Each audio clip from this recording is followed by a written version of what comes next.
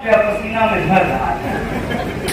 Road पे आकर के जो हमसे समझौता करना पड़ा और सरकार को ये फैसला वापस लेना पड़ा कि हम फेलोशिप देते रहेंगे, हम फेलोशिप बंद नहीं करेंगे।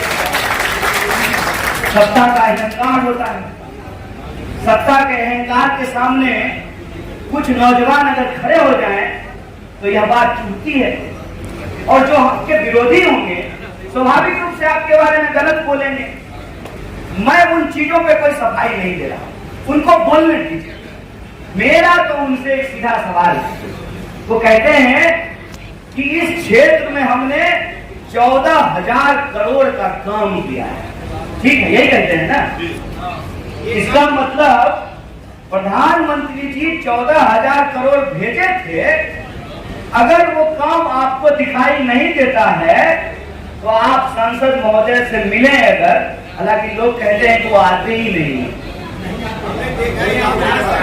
तो अगर मिले आपको तो उनको बताइएगा, उनको पूछिएगा कि 14,000 करोड़ जो प्रधानमंत्री भेजे थे वो कहाँ है, क्या हुआ उस 14,000 करोड़ का, 14,000 कौन खाया।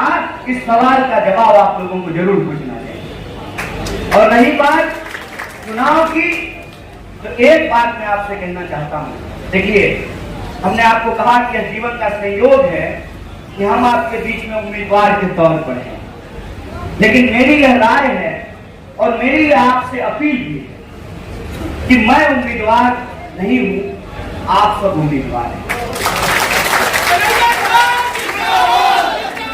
नॉर्थ ईस्ट दिल्ली के जो लोग हैं, इस चुनाव को अपने आत्मसम्मान के लिए उनको लड़ना पड़ेगा, अपने हक और अधिकार के लिए उनको लड़ना पड़ेगा।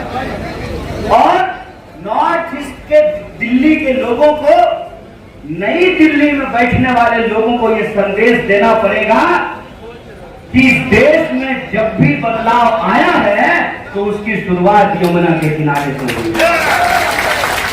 ये संदेश उसको देना पड़ेगा कि किसी को भी आप हमारे सामने भेज दीजिएगा और बार बार हम उसको चुनाव जिता देंगे और वो इस क्षेत्र के लिए कोई काम नहीं करेगा, ये चलने वाला नहीं है। जो काम करेगा उसी को जिताएंगे, जो काम नहीं करेगा उसको हराएंगे। ये आत्मसम्मान के लिए आपको लड़ना पड़ेगा। आपको ये संदेश देना पड़ेगा इस देश को कि दिल्ली के चुने हुए मुख्यमंत्री को जेल में डाला है, ये लोकतंत्र का अपमान है, ये दिल्ली के लोगों का अपमान है।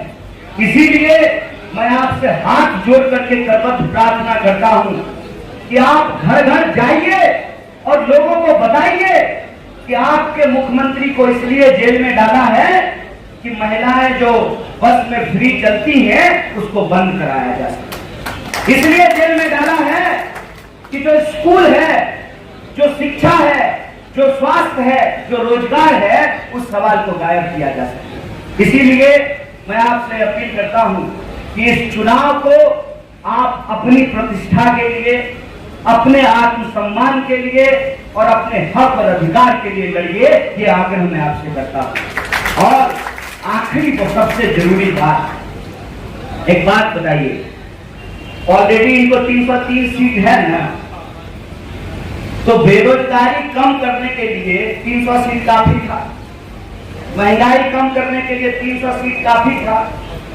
आखिर ऐसा कौन सा काम है, 15 लाख आपके खाते में पहुंचाने के लिए भी 300 सीट काफी था। ऐसा कौन सा काम है जिसके लिए इनको 400 सीट चाहिए। इनको 400 सीट इसलिए चाहिए कि ये देश में शाह और तानाशाह का शासन लाना चाहते हैं। हमको लोकतंत्र के पक्ष में, संविधान के पक्ष में अपने हक और अधिकार के लिए, अपने हक और अधिकार के लिए लड़ना पड़ेगा। और मैं आपसे मिला हूं, 24 लाख वोटर हैं, मैं सभी मतदाताओं को नमस्कार करता हूं। हो सकता है कि मैं सबसे मिल ना सकूं। अगर आपको मेरी बात में सच्चाई लगती है, कहते हैं ना, हाथ कंगन को आरसी का और पढ़े लिखे को फारसी का, प्रत्यक्षम किम प्रमाणम। मैं आपके सामने खड़ा हूं, मैं कोई चीज पढ़ के तो नहीं बोल रहा हूं, मेरे सामने टेलीप्रॉम्प्टर तो नहीं लगा हुआ है, मेरे जीवन की जो सच्चाई है वो सच्चाई मैं आपके सामने व्यक्त कर रहा हूं, और आपकी सच्चाई हमारी सच्चाई कोई अलग सच्चाई नहीं है। आपकी सच्चाई हमारी सच्चाई कोई अलग नहीं है। आपकी कहानी और हमारी कहानी कोई अलग नहीं है। इसीलिए अगर आपको मेरे ऊपर भरोसा है तो आप अपने भरोसे से, अपने विश्वास से, अपने घर के लोगों को, अपने पड़ोसियों को, अपने गली के लोगों को, अपने वार्ड के लोगों को बताइए और समझाइए कि यह चुनाव कन्हैया नहीं, कांग्रेस नहीं, आम आदमी पार्टी नहीं, दिल्ली की जनता लड़ रही है, दिल्ली के आत्मसम्मान के लिए। उसी आग्रह के साथ एक बार पुनः अपने सभी साथियों का बहुत बहुत धन्यवाद।